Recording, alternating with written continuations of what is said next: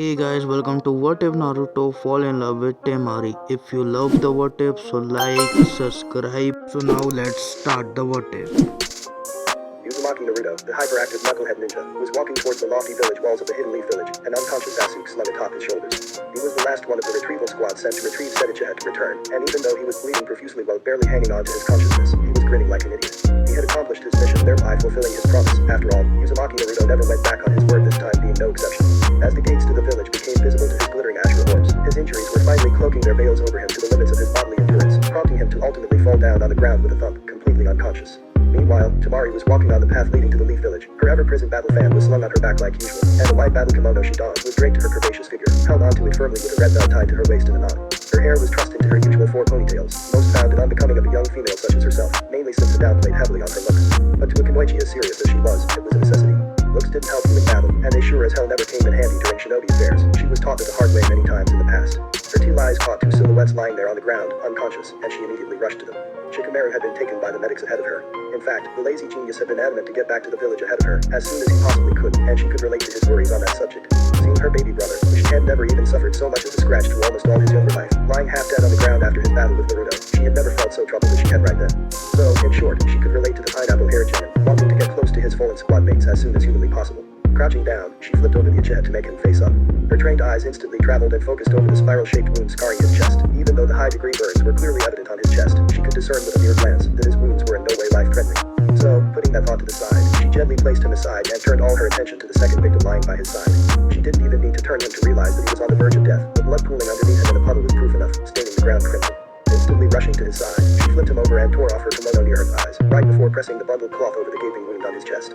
She almost missed the shuffling footsteps coming nearer and nearer in her dazed state, but looking up to see the medic team now on site, relief washed over her entire being. Seeing them put Sasuke on a stretcher, she bristled. "Hey, get over here, he needs immediate attention. His wounds are fatal," she shouted, quite frantically. Their eyes looked at her in mild surprise before traveling down to the boy on her lap. Instantly, much to her added anger and confusion, those eyes turned cold. "Sama is injured, can't you see? Plus, he is much more valuable to the Leaf than he will ever be."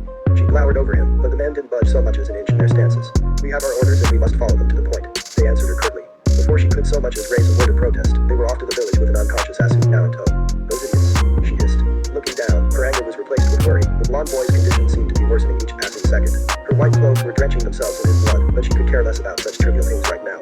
Cradling him up and placing him delicately over her back, she started jumping back to the leaf, intent on getting him there herself now.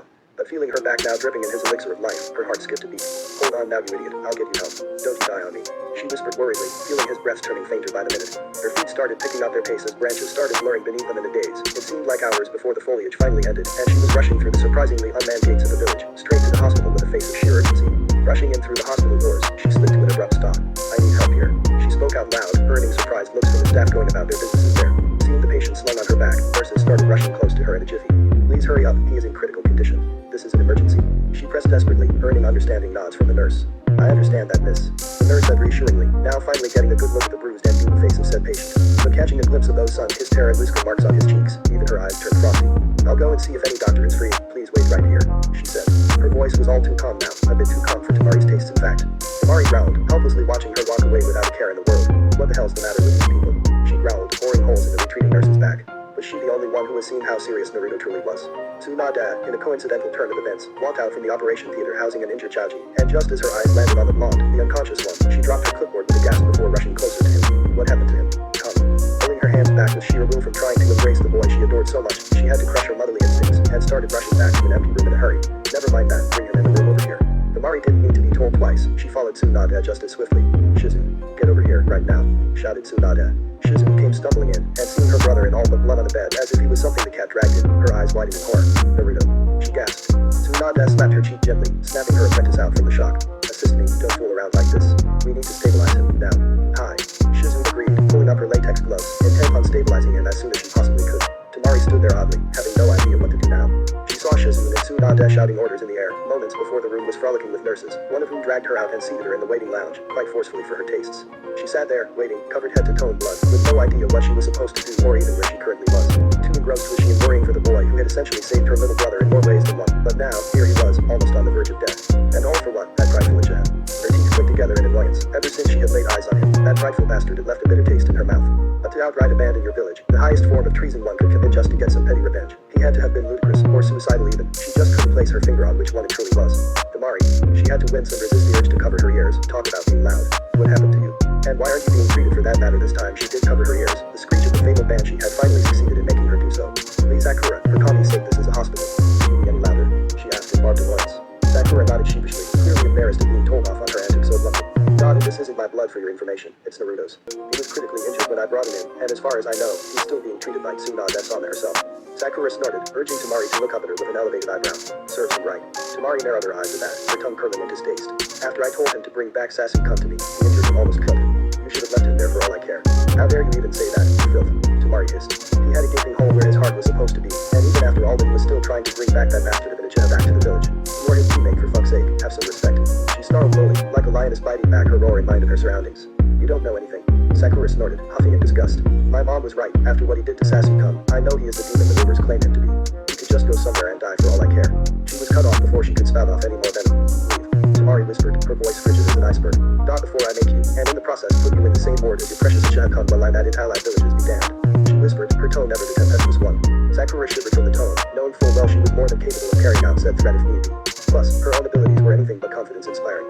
Fine. Stay here for the demon to wake up then, I couldn't care less. She hopped again and walked away, leaving an irate Tsunade behind. Taking deep breaths to calm herself down before she threw a tantrum, TemarI sighed. TemarI, what's wrong? Turning around with a start, TemarI was met with a familiar pair of teal eyes. Her eyes softened seeing them. What are you so riled up, sister? A monotonous voice asked. Everything's fine, Gar. Nothing for you to worry about, she assured him half-heartedly. Gar nodded, knowing full well she was lying, but also knew that she must have had to have her own reasons for doing so, and left it at that. TemarI was glad he didn't probe any further, even if the thought of ridding the face of the earth from the plague of one bubblegum-haired banshee was much too tempting. She decided that in the end, it just wasn't worth it. Then why are you covered in blood? He asked, as monotonous and stoic as ever. She looked down to herself, only now realizing how she was appearing to others around her. It's not my blood. Her answer made Gar curious. Did his sister kill someone too? Improbable, not impossible, he thought. The idea was tempting though, it's Naruto's. He went stiff as a board hearing that. His eyes widened in disbelief. Is he alright? He asked.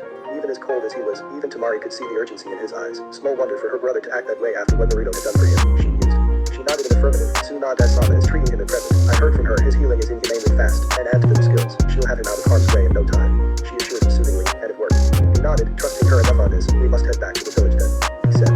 Her heart skipped a beat for some odd reason. She didn't want to leave, not yet. The village council has called back all shinobi we have at our disposal at once. They must take a decision on what the next course of action for our village will be.